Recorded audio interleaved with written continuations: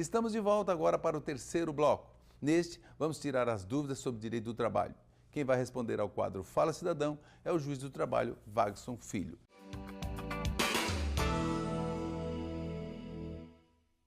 Vamos então à primeira pergunta. Doutor, o que muda em relação às férias? Bom, Edvilson, existem 3 modificações principais feitas pela reforma trabalhista.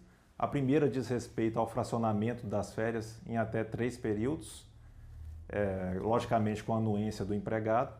A segunda se trata de uma modificação pontual para aqueles empregados acima de 50 anos e menores de 18 anos de idade, que não há mais a restrição de que essas férias sejam gozadas de uma só vez.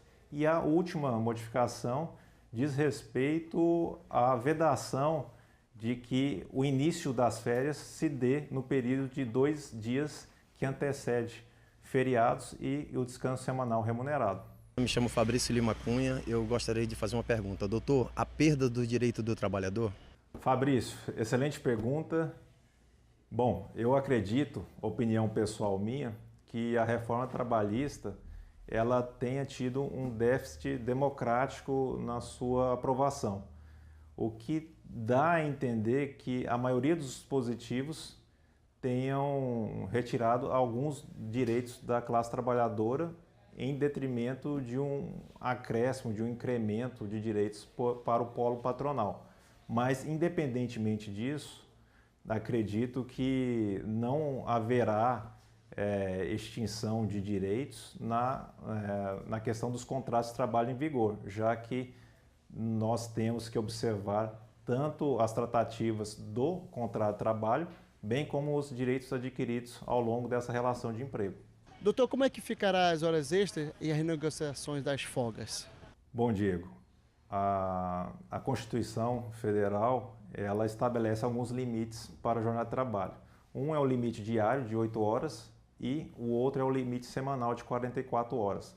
Caso haja o extrapolamento desses limites, é garantido um adicional por hora extra de no mínimo 50% superior à hora normal.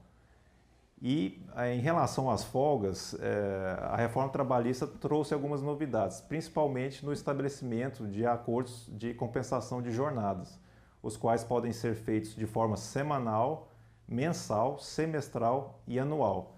Tudo isso, logicamente, com a anuência tanto do empregado quanto do empregador.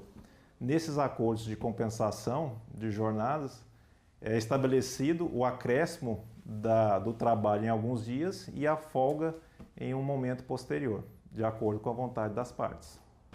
Como é que faz para entrar na área de trabalho?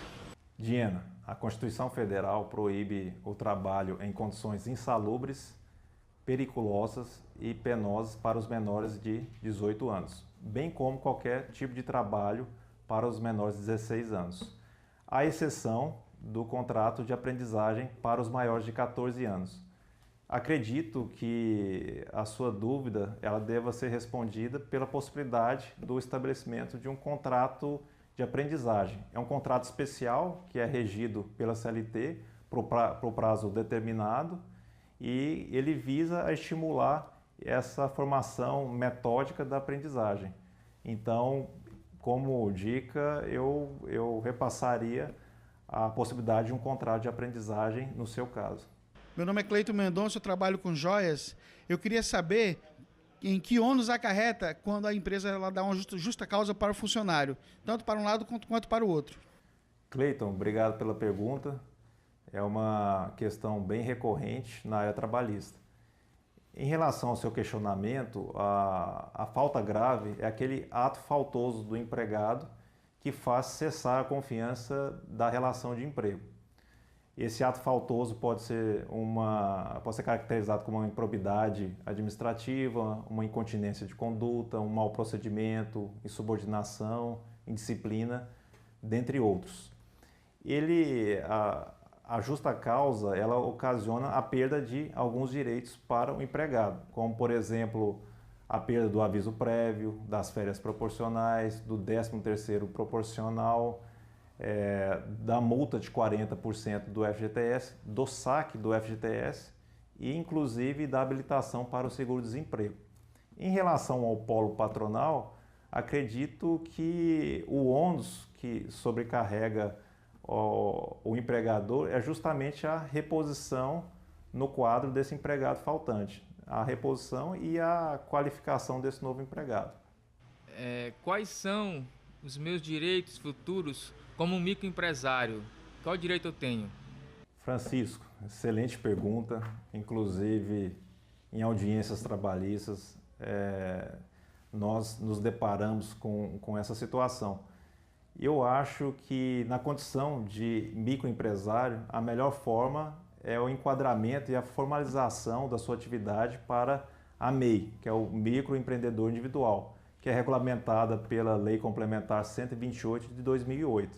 A vantagem dessa formalização da sua atividade como autônomo seria a instituição de um CNPJ, que poderia garantir para você a formalização de uma conta bancária, a concessão de alguns empréstimos especiais e, além do CNPJ, você teria garantido também a possibilidade de contratar um empregado registrado. Também você teria o direito de incluir a sua empresa, a de microempreendedor individual, no Simples Nacional, o que também garantiria a redução de alguns tributos ou a isenção de alguns tributos e o pagamento em guia única. E além disso, que eu acho bem vantajoso para o prestador autônomo que se enquadra na MEI, é o fato de ter uma proteção previdenciária, que seria a garantia de alguns benefícios previdenciários, como o auxílio doença, o auxílio maternidade, aposentadoria, dentre outros.